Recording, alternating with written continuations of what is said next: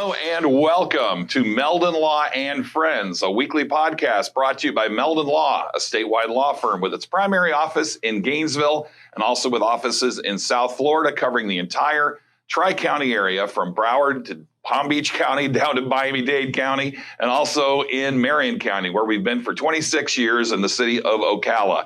Today is Friday, February 5th. Jeffrey, it's hard to believe we're already 5 weeks into 2021. Yes, things are moving along, and it seems like Gator athletics are popping. It really is. This is, of course, a huge weekend. It's the Super Bowl weekend. We've been talking about that for the last couple of weeks. We had our good friend Alex Marvez on about a week ago. I heard him earlier in the week on Tuesday on the Shane Matthews podcast, and he's really pumped up about that. So what do you think is going to happen on Sunday?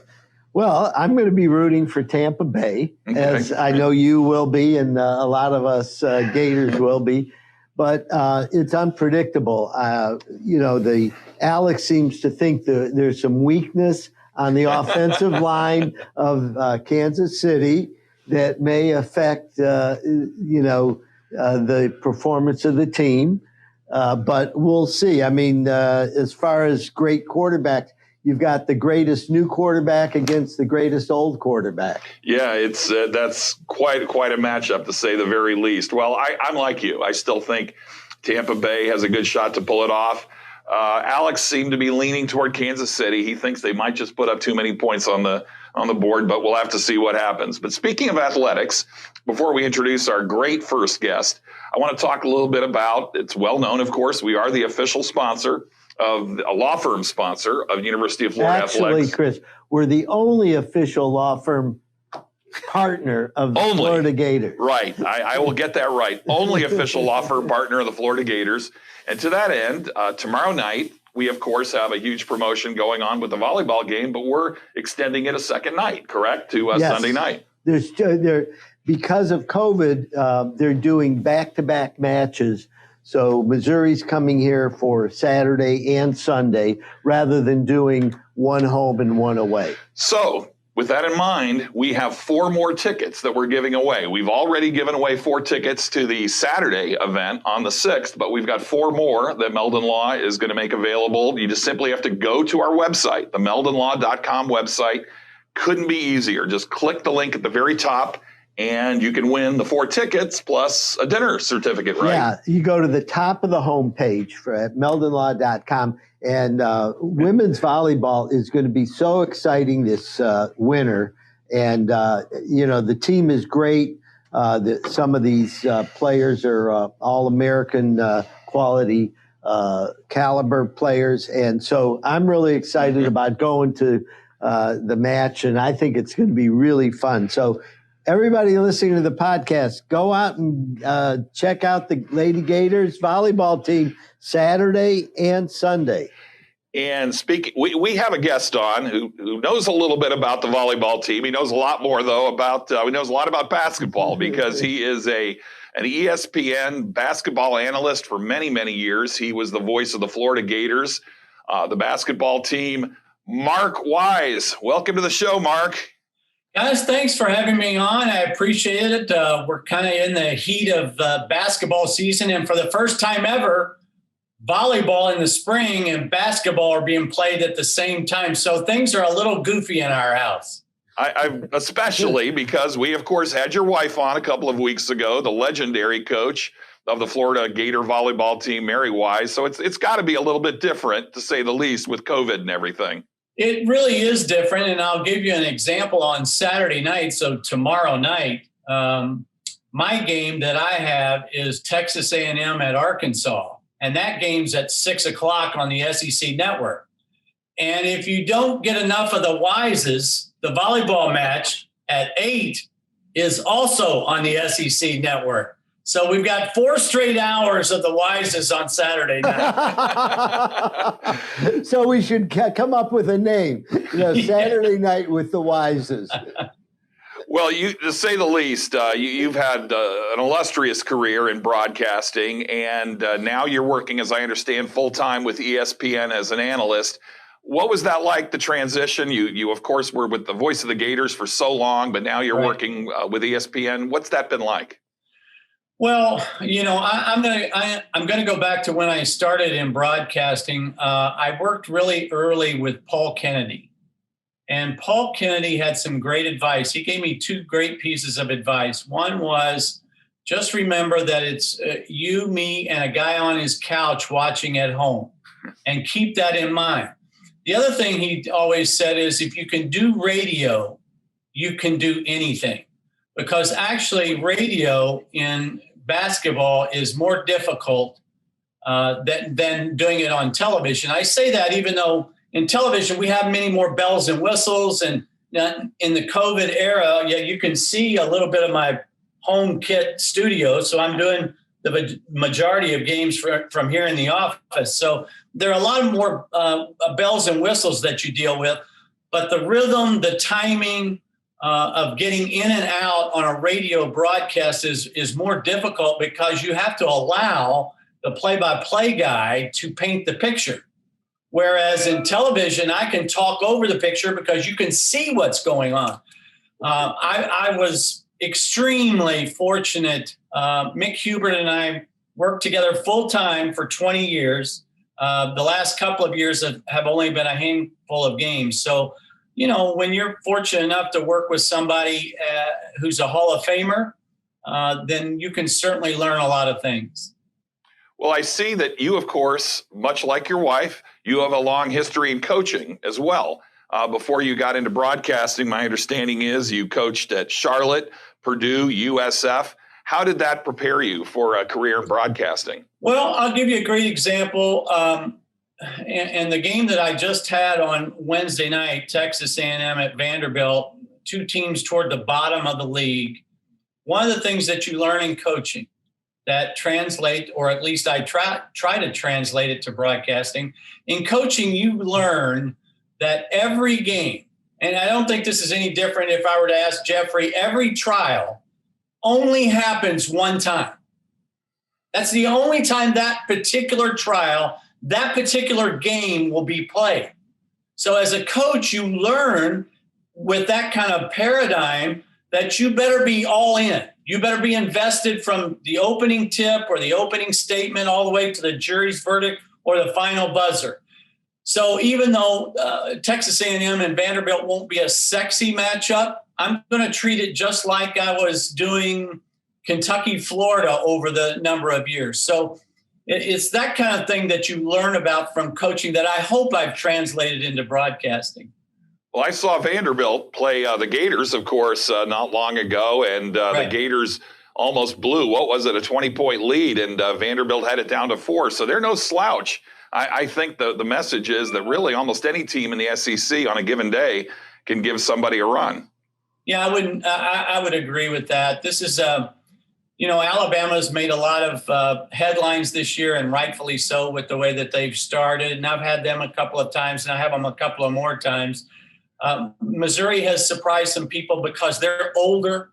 One of the things that we've learned, and I'm going to give you a more long-winded answer here, but that's fine. COVID basketball has kind of redefined how we talk about basketball, because we've never talked about shutdowns or pauses or what I'm calling pop-up games, where in the non-conference you might be out. This game got canceled, but you're going to pick up a game 24 hours or 48 hours from now. So it just kind of popped up out of nowhere.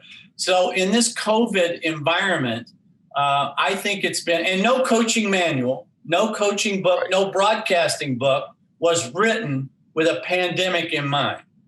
So everybody is doing it. I don't want to say on the fly, but there's no precedent. There's no guideline. So if you had told me a year from now or a year ago that I would be doing games from, right here, I mean, there's my monitor, my camera, the lights and whatnot. So it's been a really strange season.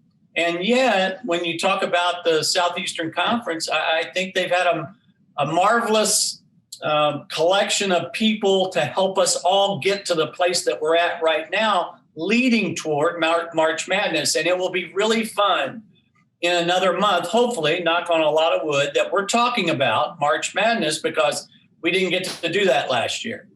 Mark, I wanted to ask you your perspectives on the Florida Gator basketball team in this season. I mean, losing Keontae Johnson, a lot of us thought, oh, well, season's over. And then all of a sudden, boom, they knock off two teams, in the top 11 in the country. I've said it this way. I think there are two great stories in college basketball this year. One is Florida having to deal with the traumatic experience of Keontae Johnson, the fact that Keontae Johnson is sitting on the bench, that he's at games. That's been a fabulous story. And so certainly the basketball world came together in prayer for him. The other is Andrew Jones at Texas, who overcame leukemia a couple of years ago and is now leading them in scoring. They're in the top 5 in the country. So Keontae Johnson and Andrew Jones, in my view, transcend what goes on in the sport. Those two stories are so much more important than anything that I could talk about in terms of basketball. Now that we get to basketball, I'm working on because we're at the midway point of the basketball season in the Southeastern Conference, I'm working on some mid-season awards: Player of the Year, Coach of the Year, Freshman of the Year, Sixth Man of the Year. I think I'm debating right now between Nate Oates from Alabama and Mike White for Florida for Coach of the Year. It's really something. Go ahead. I'm sorry? No, when you mentioned Mike White, I mean, of course, we hear the buzz among fans. People grumble. We had those first couple of games in the year. Right. They didn't do so well. We heard the same thing last year. But to me, as a layperson who just enjoys going to the games, it looks like Mike White is doing a pretty amazing job. What do you say to those naysayers? Well, here's what I've always said, because the most common complaint I hear is that it's just not fun. They're not fun to watch. Well, let me tell you what's fun. Fun is going to the NCAA tournament. Fun is winning a game in the NCAA tournament. And until those things don't happen anymore, the conversation is ludicrous. So let's go back to this particular year. So you plan all summer that you're going to have an identity and you're going to work through your best player, as every coach does. And that would be Keontae Johnson, the preseason player of the year in the SEC, or in terms of the preseason pick. And then you lose him. And not only do you lose him you don't lose him as an injury, you lose him in this traumatic way that your entire program shuts down for 2 weeks. They don't pick up a ball. They don't practice. I'm sure some guys got shots in and whatnot occasionally, but they did nothing organized for 2 weeks. So you have this identity, and then you completely shut down, and then you start working on a new identity. To be where they are right now has just been a tremendous coaching job by that entire staff. So the two things that, from a basketball perspective, that I didn't know how Florida was going to address was up the middle. So we talk in baseball. If you want to be good in baseball, you have to be good up the middle. Pitcher, catcher, second, shortstop, center fielder. Same thing is true in basketball. You better be good at the point and the 5-man in some way, shape, or form. And Florida had to replace both. Nembhard leaves for Gonzaga. Blackshear graduates. And those were two big question marks. Trey Mann, the combination of Trey Mann and Appleby have been fabulous at the point. And there may not be a bigger surprise in the league than what Colin Castleton has given Florida as the 5-man. So we've got to talk about those things. I mean, it's been a marvelous job. We got to take a break, Mark. So much information. We so much appreciate you being a guest. We're going to be right back for one more segment with you. We're going to talk more about the Gators, talk a little bit more about some of the other teams in the state as well. You are watching Meldon Law and Friends, a service of Meldon Law. Take a look at our website, www.meldonlaw.com, or call us anytime, toll free, 1-800-373-8000. My name's Chris Qualmann with Jeffrey Meldon, president and founder of the firm. We'll be right back. I was riding as a passenger in my friend's vehicle. A fellow ran a stop sign and we T-boned him. Had neck and shoulder and knee injuries. And Didn't know what to do, and I remember seeing one of Jeffrey's ads. So I gave him a call. He explained everything to me. I'd go see him, and everything was done. Everything was taken care of. Don't waste your time with anybody else. Go see Jeffrey.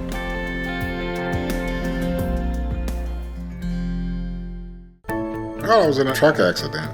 Because of the accident, I've resulted in 3 back surgeries. We saw advertisements on TV, and guess who popped up more often than that? It was Jeffrey. The communication that he provided was so appreciative. He shows his compassion as a human. He assisted us in achieving one of our dreams, the acquisition of a home, and we're here today with smiles on our face with the assistance from Jeffrey. Hello and welcome back to Meldon Law and Friends, the service of Meldon Law, a statewide law firm with its primary office in Gainesville and also with offices in South Florida covering the entire Tri-County area, Miami-Dade through Broward, through Palm Beach County, and also with an office 26 years in Marion County, Florida. Our primary practice areas are personal injury cases, auto crashes, big truck crashes, slip and fall, pedestrian crashes, so many other different things. And we also handle criminal defense cases. Give us a call anytime, 24/7. Jeffrey will steer you in the right direction, no matter what your case is. But I want to get right back to our guest. Mark Wise, a longtime basketball analyst, now full-time with the ESPN network. Mark, let's talk about the NCAA tournament, which obviously is going to be, I would imagine, very different. Maybe explain it for the benefit of our viewers and those who listen on audio platforms. What will the tournament be like this year? Well, Chris, the biggest change is going to be that the entire tournament is going to be held in Indianapolis. And, we're only a little more than 5 weeks, 5 Sundays away from Selection Sunday. And in years past, the Selection Sunday obviously happens on a Sunday. And then the first 4 happens on Tuesday and Wednesday in Dayton, Ohio. So those first 4 games will not be Tuesday, Wednesday. The tournament will not actually start until Friday. And all of those games will be on Friday. And then what we traditionally call the first round will start on Saturday. So that first weekend that usually went Thursday, Friday, Saturday, Sunday will now go Saturday, Sunday, Monday, Tuesday. And then they'll work from there to get the 3 weeks in to get to the Final Four. But the entire tournament will be held in Indianapolis, and that's the biggest change, with a little tweaking in terms of the dates. Where are they holding it in Indianapolis? Well, they're going to utilize, obviously the Final Four will be in Lucas Oil, the football stadium, but they're going to play some games at Hinkle Fieldhouse where Butler plays. They're going to play some games actually at Indiana in Bloomington. They're going to play some games at Purdue and West Lafayette in terms of that first weekend so that they can spread people out. So they've taken precautions in terms of before you arrive in Indianapolis. If you're going to be in the tournament, before you arrive, you have to have 7 consecutive days of negative testing. Wow. And then from there, the NCAA will take over with your testing. So there's a lot of protocol, a lot of change in place that teams are going to have to adjust to. And once you go to Indianapolis, in years past, if you won the first couple of games in the first weekend, you'd probably come home for 2 days and then go to your next site. Well, that will not be the case. As long as you keep winning, you'll stay in Indianapolis. Mark, if the Gators were to start the tournament now, do you have any guesses where they would be seated as of the, where they're currently ranked? Well, it's interesting because, and I'm going to answer it this way, it's hard to gauge right now because Florida's back end of their schedule, starting with the LSU game on the road tomorrow night. 5 of their last 8, I believe, are on the road. And so, that's a tall ask for anybody. And the road games that they have, and I won't get this exactly right, but I know they've got to go to LSU. They've got to go to Tennessee, Arkansas, Kentucky. I'm leaving somebody out. So I think right now, on the latest Lenardi projections that come out every Tuesday and Friday, they're a 6 seed. You win a couple of those games and improve your resume. Florida's probably ceiling, I would guess right now, somewhere between 5 and 8. So let's talk a little bit about the other Florida teams, because we have viewers and listeners statewide, particularly in South Florida. I know FSU's got a great program, but let's talk about University of Miami, the Hurricanes. How are they doing? Right. Well, they just had earlier this week, they had a great win over Duke. Now, this is not a vintage Duke team, but Miami has had so many injuries this year. It's just kind of hard to get a gauge on where I think they were 2-9 in league play entering the Duke game. Mm-hmm. So it's been a struggle for Coach L this year in Miami. But FSU, obviously, they've had a lot of success in recent years. What are your thoughts about them this year moving forward into the tournament? Long. When you play FSU, they bring such length. It's hard to score on them. They've just entered a pause, I think. I think they're still on pause. So they're going to miss some games. I think through next week, middle of next week, something like that. They've got a lottery pick in Scotty Barnes. So they've got big-time talent. I'm not sure they shoot it quite as well as they have maybe in a couple of years past, but they're always a difficult out because of their length and the way they defend. And I have to ask about UCF. My kids live in Orlando, and they've, a couple of years ago, they had a great team. Johnny Dawkins seems to be doing an excellent job with them. What do you see about UCF going forward? Well, that's another team that, when you're at a place like UCF, and this will probably get easier with the transfer portal, and I don't even want to get into that because that's a mess. But you'll be able to replenish your roster in a different way quicker. But when you take a look at that team that they had a couple of years ago that went to the NCAA tournament, won a game, and actually could have won against Oh, my Duke gosh. Yeah, they were so close to beating that Duke. Just didn't go in. But, Taco Fall, B.J. Taylor, those were 4-year guys. They were hardened by getting better each year. So you don't replace guys like that. And trust me, you definitely don't replace a Taco Fall at 7'6" who just kind of messed up everything in the paint. So, UCF has struggled in the league this year. USF has been on a big-time pause because of COVID protocols that they're still in. I think they're missing their 6th game this week. So two teams that have, kind of middle of the road in the American in terms of that conference. Hey, Mark, I got a question. If you're recruiting for the Florida Gator basketball team, what's your pitch, versus, what Calipari's telling people about coming to Kentucky? Well, first of all, you would never catch me recruiting anymore. Let's get that straight. I'm not going down that path anymore. I think in terms of what Florida has to offer, I think they offer a program where you're going to get better. I think they offer a well-rounded program. I think that the strength and conditioning, what they offer, I want to say outside the court is so unique. And I say it this way. The strength and conditioning coach has been here 12, 15 years. The trainer has been here 12, 15 years. So they have consistency, and those are two hugely important components of any program. So I think it's more like the well-roundedness of the athletic program, the well-roundedness of the basketball program, and then you're going to play in one of the 5 best conferences in the country. And I'll also say this, Mike White's not afraid to schedule anybody. I love what they are doing in the non-conference. Now, it got messed up this year because of COVID, but you just saw Oklahoma and what they've done in the last couple of weeks. Well, Florida was supposed to go to Oklahoma. You've seen UConn and what they're doing in their first year back in the Big East. UConn was supposed to come to Florida this year. So West Virginia game. West Virginia game. So, again, they're not afraid to play anybody, and I love that. So let me ask you this, and I pose this question to other people in the media that we've had on our show.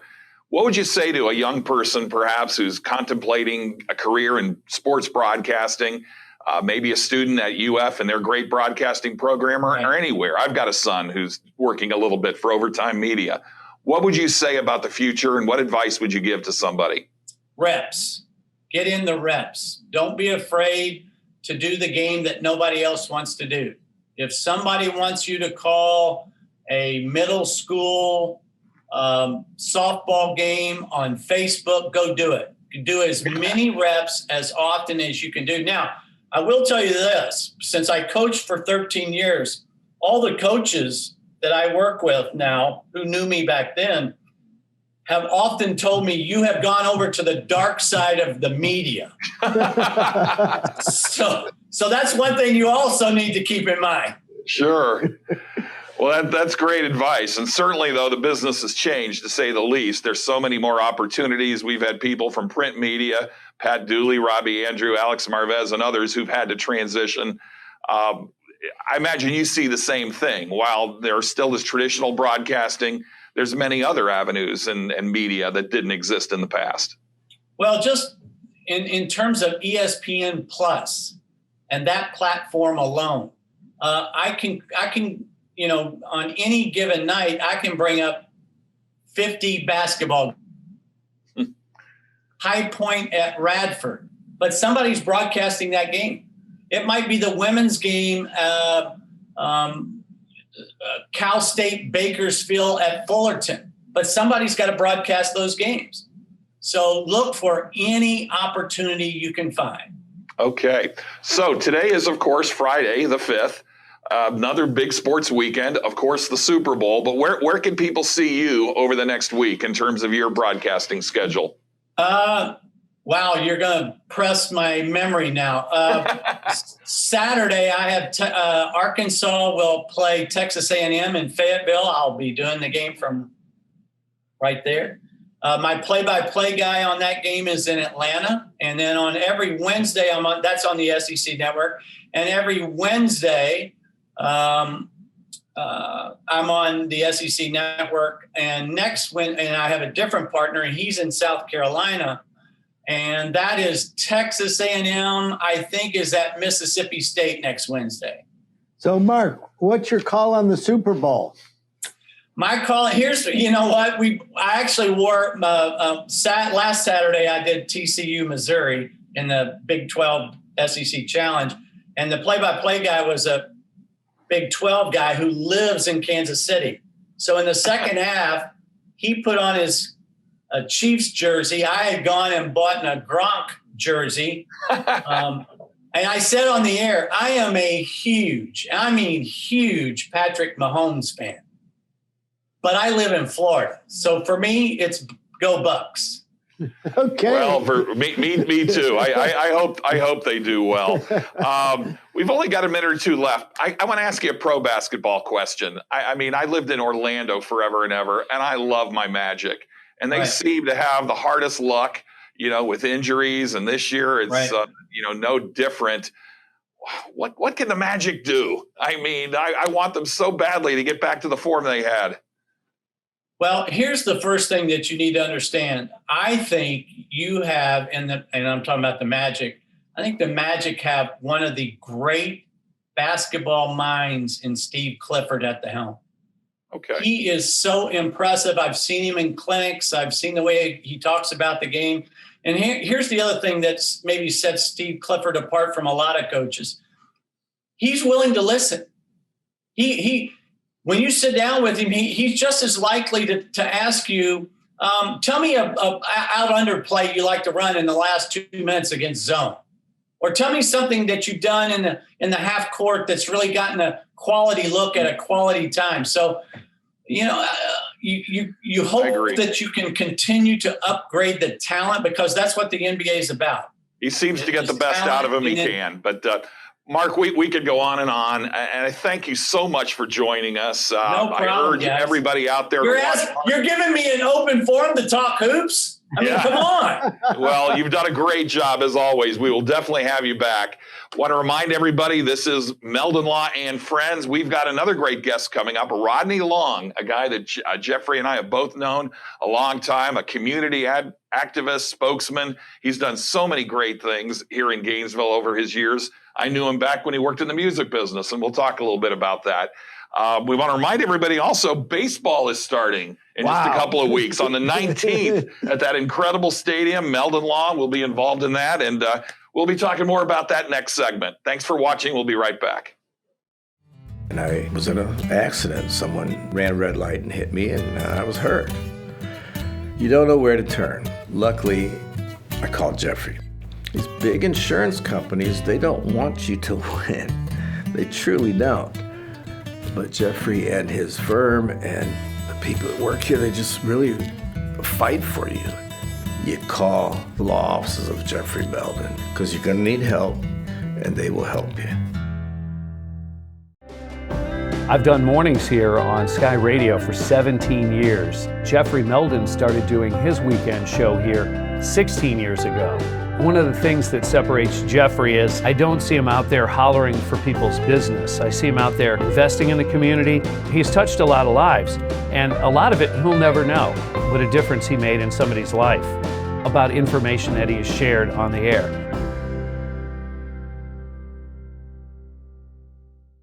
Hello and welcome back to Meldon Law and Friends. Today is Friday, the 5th of February, 2021. My name is Chris Qualmann. I'm here with Jeffrey Meldon, host, president, manager, founder of Meldon Law. And Jeffrey, we again have a tremendous guest to join us, somebody you and I have known a long time. Yeah, Rodney Long is an old friend of both of ours. And it's really an honor to have you here, Rodney. Thank you very much for joining us. My honor, my pleasure. It truly is. And Rodney, we could talk and list your accomplishments. It would probably take the whole program. You've worn so many hats. Gosh, I met you 40 years ago. I was thinking about it back in the early 80s when I was doing concerts at the University of Florida, and you were involved in the music industry. But I'm just so amazed by all the things you've done. A community leader, a community activist, a businessman, a philanthropist, and it's been quite a ride for you. Yeah, well, when Gainesville is your home, you try to make sure you give back to the people and to the community that you love and you care so much for. Well, let's talk about some of the things you're doing. I was, looking you up on the internet, and I saw that you've got the Long Foundation, and you've just done so many philanthropic things, the things for the neighborhood. So let's talk about that. Well, I mean, the Long Foundation is something that I continued when I left politics. When I was in politics, I cared a lot about issues that some people didn't care a whole lot about, homeless issues, poverty-related issues. So I got engaged and involved in that, and food insecurity was one of those most important things that were important to me. People going to bed every night, children not having food, our elderly population not having adequate meals daily. So I wanted to find a way to make sure that we can try to deal with some food insecurity. So I started a food drive, and from that, we started collecting food. And since that started in about 2008, we probably collected over a couple of million pounds of food that we've given out throughout this community over the last decade and a half. And we do that every year. And I've continued when I left public office. So it's just one of those things that I believe in giving back to, as well as homeless issues. I was out at the fairgrounds with you over the, around Thanksgiving when we were giving out, school supplies. And I know after that you were giving out food as well. And it was really, emotionally, gratifying to see the community that showed up out there. It was everybody. And it wasn't just poor people. It was everybody who was in a time of need. And you were there, providing for folks. When we were giving away the backpacks for school, everybody wanted one of those backpacks and was showing up, and I thought it was great.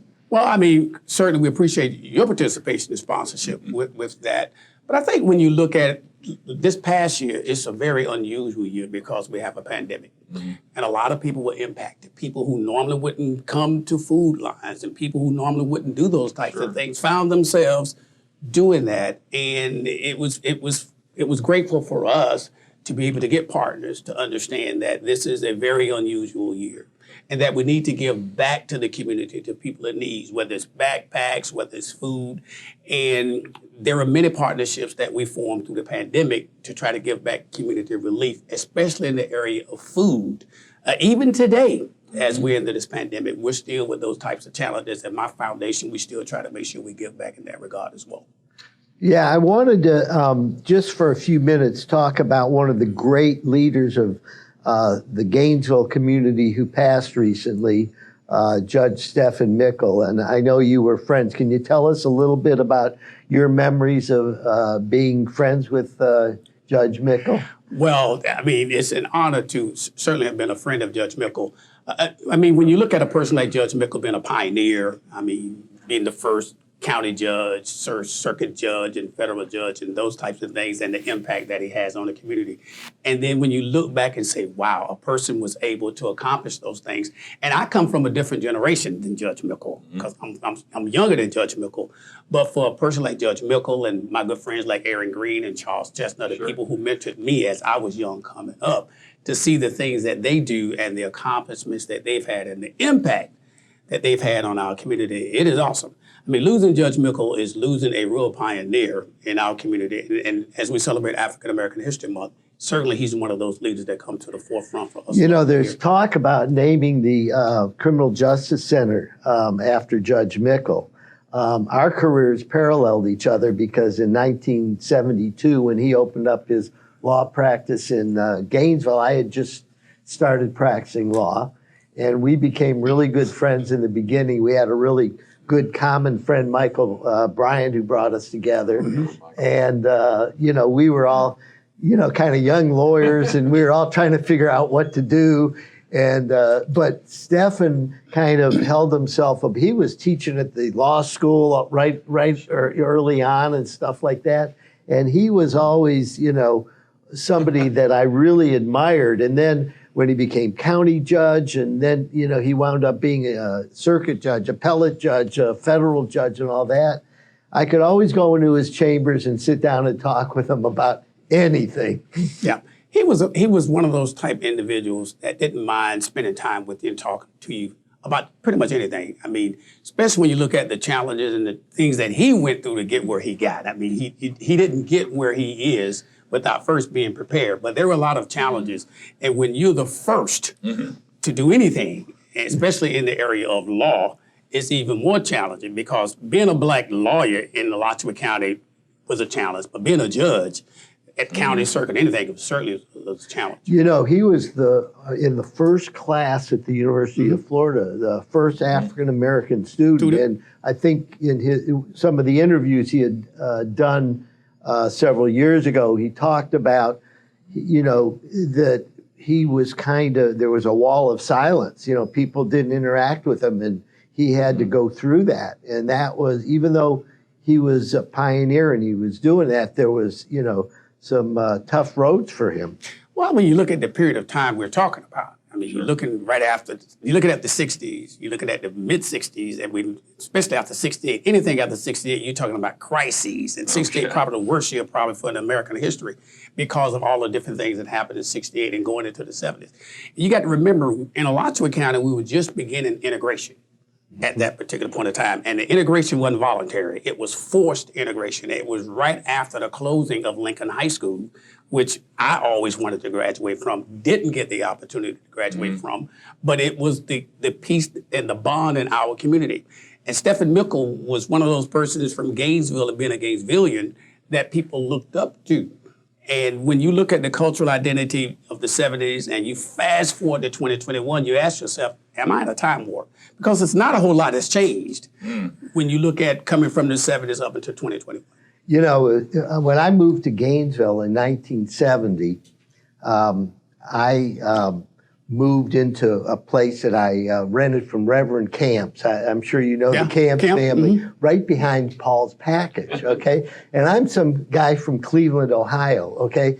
And I go to Paul's Package, and it was like all my neighbors were in the back part of it, and all the rest of the folks were in the front part of it, right? And I was going, I'd never seen anything like that before. And that was 1970, and so there were still the vestiges of very strong segregation right here in Gainesville, you know, well into the 70s. Absolutely. And being a person who was raised and born here, and especially I was raised in Porters.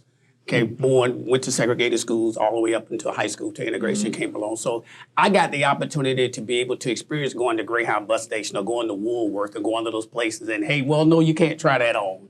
We have to take it, you know, and I'm 4, 5, 6 years old, don't really understand, but I see. So yeah, but you fast forward and you appreciate the accomplishments and the change that we've come through in Alachua County. But boy, do we have a long way to go. What are some of the priorities you think as far as what we can do in Alachua County that is really achievable in the next couple of years? Well, hopefully the education system would change now that you have a new leadership on the education system, because if our kids aren't educated and if they don't get the education that they need, they won't be successful. So education is probably the best. Then we got a tale of two cities economically. We still got an east-west divide. And until we deal with the economic injustice that we have in our community, we're never going to get where we need to be. Everything still goes west. I mean, hardly anything goes east. We've had some good opportunities to have things in the east, but the people who are making the decisions seems that it's best that things goes west. Until we start looking at our community holistically from that standpoint, we're going to still be caught up in these things 20, 30, 40 years from now. You're going to still have many of our African-American kids who go to school here at the University of Florida leave and go other places because they can't find jobs. So, I mean, we got to start looking at the injustices that we have. The criminal justice system. I mean, I can name any system we have, but we got to find ways that we got to try to find balance. And if we're going to be a society where we are a just society, and that's one of the reasons I founded the Martin Luther King Jr. Commission of Florida, because I believe in treating people equally. I believe in fairness, and I will fight for those things that are unjust.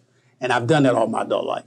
Now, speaking about education, I'm really excited about the new downtown campus for Santa Fe. Give us some of your thoughts on that. Well, what people don't know is when I was on the Gainesville City Commission in the early 80s, I was the one who pushed to get the downtown train station and give it to Santa Fe for $1 when President Robinson was the president. And the reason I did it was because I think we need to bring Santa Fe downtown. And we went through all the renovations of trying to work to it. I raised $100,000 towards scholarships for Santa Fe back in those days. But see, these are things people don't understand and know, but these are things that I thought were important.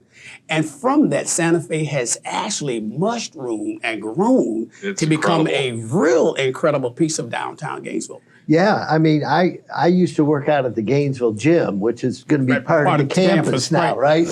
And for 25 years ago, they were talking about, Santa Fe's buying up all the property around here because eventually this is going to be, the Santa Fe campus downtown. And now seeing the, everything going up vertical is exciting, right? Well, I took a lot of heat for that stuff back in those days because you got to remember, you're talking about bringing in a non-paying entity that's taking things off the tax roll, and then you got to understand the community that was around it at the time was African-American businesses.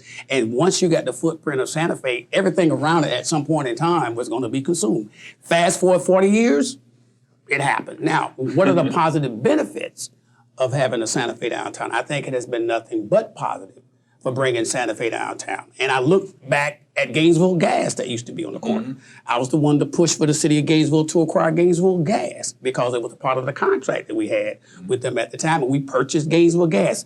Very controversial decision, but it allowed us to expand gas in those areas of the community, especially in the African-American communities that did not have natural gas, that had kerosene and all those other dangerous ways of heating. But when you look at things back, you say, wow, tough decisions made, but they were good decisions. They were. Well, I know you were very, very active. You were in the, city commission for 3 terms. I think you were mayor at one time, the county commission a couple terms, and, you were, very, very active. You still are very active in all the important community activities. How do you also do, real estate and bail bonds and all that stuff at the same time? I have a suggestion because my producer is nodding to me. We're going to cover all that in the next segment. I've known you for a long time. This is a man of many words, but a man of very wise words. I am so impressed by all you have done, Rodney. I'm so proud to call you my friend. And we will be right back on Meldon Law and Friends with Rodney Long, with Jeffrey Meldon. Today is Friday, the 5th of February, 2021. We'll be right back. The Meldon Law Firm from the beginning has been built on giving back to the community. I enjoy coming to work as much today as I did in 1971 when I opened my practice. I don't look at this as a job. I look at it as serving other people. While we're alive, what better feeling can you achieve than knowing that you've helped other people and thereby you enrich your own life. Being a client at Meldon Law was special because I felt like I was really being listened to and I felt welcome by the entire staff. If I were in a situation where I needed legal advice and help, I would absolutely reach out to Jeffrey because his reputation alone speaks for itself. But on a personal level, I know that he would take care of me and help me solve those problems, and I would feel safe with him. Hello and welcome back to Meldon Law and Friends, a podcast brought to you by Meldon Law, statewide law firm with its primary office in Gainesville, also with offices in South Florida and Marion County, Florida. Take a look at the World Wide Web website, www.meldonlaw.com. Learn a little bit more about our practice areas, which are primarily personal injury cases, car crashes, big truck cases, slip and fall, trip and fall, and criminal defense cases. Jeffrey Meldon, it's hard to believe this is now our 15th episode of Meldon Law and Friends, and it's been quite a ride. Yeah, it's been exceptional. Going into it, we had a little bit of radio experience. It was interesting when Mark Wise was saying, if you can do radio, you can do TV. Pretty much, okay. So. But I think our podcast has been so inspirational because of all the great guests that we've had. That's right, and today is no exception. Our goal has been from the start, bring in community leaders, movers and shakers, people who make a difference. And we're going to get right back to that, but I want to remind everybody that we did announce another contest in our first two segments. We have tickets that we're giving away for this weekend's volleyball game. We've already given away tickets for tomorrow night's game, the Saturday game on the 6th against Missouri, but we now have 4 more tickets for the Sunday game against Missouri, and all you need to do is to go to the meldonlaw.com website, very top of the front page, click, I want to enter the contest. We're giving away 4 tickets and also a gift certificate, right? Yes, we're giving away 4 tickets for Saturday, 4 tickets for Sunday. I think we may have already done the Saturday, I'm not sure, but whatever the case, enter the contest and you'll automatically be entered for the Sunday as well. Yeah, and it's really important to sign up at meldonlaw.com because we are going to be giving away tickets for the gymnastic events and Gator baseball. The number 1 team in the country is coming up, and in about 2 weeks. We'll be doing that too. And our guest Rodney Long has been around a long time. I don't know if you've had a chance to see the new baseball stadium, but it's incredible. I saw it when it was under construction. I haven't gone out there it's yet. incredible. I plan on going out there. Well, we're going to have you as our guest because Meldon Law gets seats for the game. We do. Sounds great. And it's pretty cool. We are the only official law firm sponsor of the Florida Gators. Did I say that right? Not quite, Chris. All right. The only official law firm partner of the Florida Gators. Okay, I'll get it right eventually. I want to go back to our guest. Rodney, you and I first met way back in the early 80s. I was a law student at UF running the concert program, Student Government Productions. I don't remember the exact day you came in my office. Student Government Productions. But you came in my office one day and you introduced yourself and you told me about this company you had called Music Express. You had Wayne Fields, legendary Gator football player, Bill Feinberg, who we know very well, Wild Bill, and the three of you said, I can help you with your African-American shows, with everything you do, with R&B shows. And we did, and we had a great run. We worked together, and you were mentioning how this is African-American History Month, and we did, oh my gosh, we did Cool and the Gang, we did the Commodores, and I was telling Jeffrey before the podcast, I said, I'd put Rodney on there to do the stage announcements, and you were great. Yeah. So what are your memories about that? Well, as a student at the University of Florida at the time, and being in the mobile music and the radio station business, we wanted to try to make sure a couple of things. One, we knew that Student Government Productions, and I wanted to become a part of that, eventually became a part of working with you all with that. I wanted to venture out and become more involved into the promotions and to those types of things. So I wanted to learn, and you were one of the best in the business doing that, working with all the people. And anybody who knew Chris Qualmann, they knew that you had a connection. So I wanted to do that. But the other thing was to try to make sure that we had programming that was actually balanced to the students and to the community. And that's the part that I wanted to make sure, because I knew that we could help balance the actual things that you all were doing on campus when it came to entertainment in the community. And from the perspective of the business perspective, we could handle all the after parties, the stage announcements, and all those kinds of things. And you did it very well. Yeah, Chris told me you guys really got the crowd going. Oh, absolutely. Well, you got to remember, back in that time, it was the beginning part of where mobile music came in, when rap was just beginning to come out, and DJing was something that people heard of but wasn't quite sure what it was, and we were the ones that were introducing it in the North. Remember, we did Grandmaster Flash and the Furious Five. Yep. That was one of my last shows, Grandmaster Flash. We did them at the O'Connell Center, and you guys were instrumental in that. You helped us sell tickets. You went out to the urban community. You got people excited about it, and that was a lot of fun. But you're right, that was the first really rap show. We're just beginning to come out. Sugar Hill Gang, I mean, all those guys, Melly Mel, the Furious Five, and all those guys were just beginning to come out. But I think the concerts that I liked the most were Lake Alice. We did. We did at the band shell. We did Cameo. We did Cool in the Gang for free outdoors. Lakeside. I mean, those are the kinds of, I like those concerts. Cameo, that was a lot of fun. Yeah, I remember that show. We probably had 12,000, 15,000 people out there. It was the real Lake Alice back in those times. Yeah, no, it was something. And I really do credit you and Wayne and Bill for really helping get the word out, to the people in town, and Black Student Union. We got them involved, and that really was a special time. I think it was for you too. Oh, absolutely. I loved it. And it allowed me to be able to venture out in other different types of things going forward in my community. You had a band, Latest Creation. Whatever happened to that band? You were managing them, and they were great. And you were telling me about them. Chris, you need to book my band, Latest Creation. And then I think we finally did. Yeah, we finally booked them. They were a bunch of local people who were extremely talented with their craft. And they were local, but they didn't have guidance. So I kind of put them all together and managed them. And they didn't go to the level that I wanted them to go, because you know how it is when you're dealing with musicians, you have to deal with egos and all those kinds of things. Not at all. You don't know. This guy's worked in music too. He knows. So it didn't pan out the way I wanted to, but it certainly gave them the opportunity to see what it's like to be able to play professionally. Now, is your son getting involved in music? I think I saw something about that. Well, my youngest son, he goes around the country. He writes. He does those types of things. He's a producer. He does his own things. He goes around the country entertaining. He has other groups that he manages. So he got it. I used to drag him along when we were doing that kind of stuff. So he ventured out too, and he's real good at it too. Well, good. Glad to hear it. So let's go back to talking about some of the things Jeffrey brought up. I mean, you're a businessman. You're certainly a community activist, and you're still doing so many things. You talked about the Martin Luther King Commission of Florida. My understanding is you're the founder of that. But you're also in real estate. What do you see about the real estate market? And I know your emphasis, as you said, is the East Side development. Well, what are your thoughts about that? Well, I think from the real estate market, I mean, in order for the real estate market in the eastern part of the city to be able to be as profitable as it is anywhere else, you got to make sure that you have the things that people will come, the other amenities that people will come to the part of town.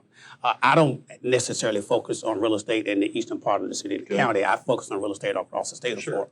But my emphasis is trying to make sure that there is equity when it comes to development in the eastern part of the city and the county. So you have to make sure that the elected officials and people like that understand that until you have the Publix and the other different types of things that people want to have in the eastern part of the city, it's got to be more than just a big Walmart. You're not going to deal with you're not going to be able to have housing. Right. So you're not going to be able to deal with all the other inequities that you have. I mean, for example, you got schools in the eastern part of the city and the county that don't have the capacity, but in the western part of the county, you got too much capacity. So what are you looking at doing? Well, we look like we're getting back to go back to the 1970s of busing and rezoning and all those types of things to achieve racial equality, because you don't have the types of things that people want to have when you buy a home.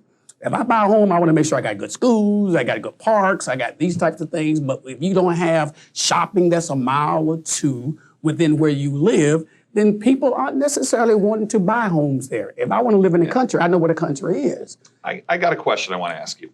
We've had some other young African-American leaders on the show recently. We had the Reverend Carl Anderson, I'm sure you know, Natalia Bannister, the executive director of the Pace Center for Girls. So it seems to us like there are some rising superstars coming up. We had Lizzie Jenkins. She may not be a young person, but she's somebody I know all of them well. who was extraordinarily influential, just did a wonderful presentation on our show about the Real Rosewood Foundation. So it's got to be encouraging to you that it seems like across the board there are a lot of strong African-American leaders. Well, there are, and you credit that to those who actually passed along what they've learned over the years. You didn't keep it to yourself, and you share with others. I am just blown away by the new millennium leaders. These leaders today, they take stuff and they run with it. And with the advent of technology and the internet and those types of things, you don't have to guide them much. They Google, they do this, and they become informative, and they take the lead themselves and going out for whatever causes they believe in. And it reminds me of the 60s when you had the young people in the 60s, the SNCC and those individuals. The civil rights movement would have never been successful had it not been for the young people, who were the bus riders, who were the people who didn't mind going to jail, who were doing the sit-ins. And if you look at where we are today with the young people, the millennials particularly, the Black Lives Matters, the Dream Defenders, and individuals like that, you credit, wow, we got leaders coming up. And it makes you feel good that there are leaders who are willing to fight for causes. What are some of the concrete things our listeners can do to help support East Side Gainesville and the entire Black community in Gainesville? Well, I mean, I think, first of all, I think it's making sure that the elected officials and the people in the positions to make decisions understand the importance of investing equitably in all parts of your community, whether it's housing, whether it's commercial, and those types of things. There was a time back in the years you couldn't run for office unless you said economic development. Now, those were buzzwords. Now, once you get in office, nobody knows what it means. So, I mean, you have to make sure that you understand that you hold people accountable.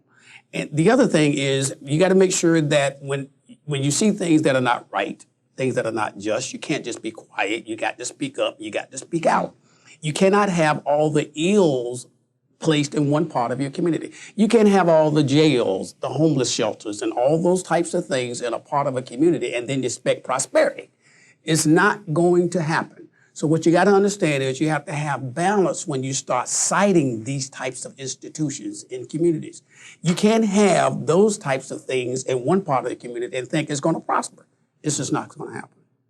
Well, Rodney, what are some other things? I have to tell our listeners that I've done, primarily personal injury recently, but for years and years I did criminal defense, and Rodney was, a leader among bail bondsmen. And, that's how I knew Rodney. Rodney was our bail bondsman, right? And, the go-to guy. So now that was, you must have some incredible stories about that. Yeah, there are some incredible stories that I'll take to my grave about those kind of probably so.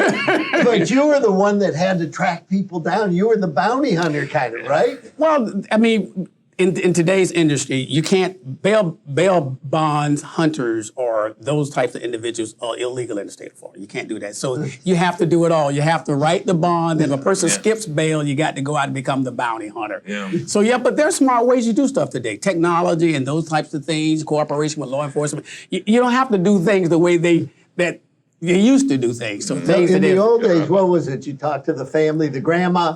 No, I can only imagine you probably had more than one conversation. Jeffrey going to the house, say, "Grandma, we got to get him back, please." Well, one thing about it, if you offer the right price of money, you always get all the information. So listen, guys, again, my producer's nodding to me. We've got to wrap up. Rodney, is there a website people can go to? I know you've got a personal website where to address Jeffrey's question, where people want to learn more about what you're doing, about things that can be done to improve the community. Where would you direct people? Well, I think from the Long Foundation standpoint, you can go to my Facebook page, the Long Foundation, the MLK. We got an MLK Foundation website. That's the MLK Commission of Florida? Yeah, MLK Commission of Florida. Okay. We got a website. We got those types of things. I don't try to promote my business. I always try to promote my causes that I believe in, because people need me for business. They'll find me. We'll put up a graphic on there to tell people. Thank you so much, Rodney. You've been terrific. We will definitely have this guy back. I love to come back. We could go on for a long time. Again, you are watching, or you have been watching, Meldon Law and Friends, a service of Meldon Law, a statewide firm, primary office in Gainesville, also covering the whole state, South Florida up through Marion County. Our primary practice areas are personal injury and criminal defense. Call us anytime, though. Toll free 24/7 at 1-800-373-8000. No matter what your case is, this man's been doing it a long time, and we'll get you steered in the right direction. We'll be back next Friday, the 12th of February. Jeffrey, it's been quite a ride. Everything is moving pretty fast in my life. It is. Mine too. Thank you so much for watching.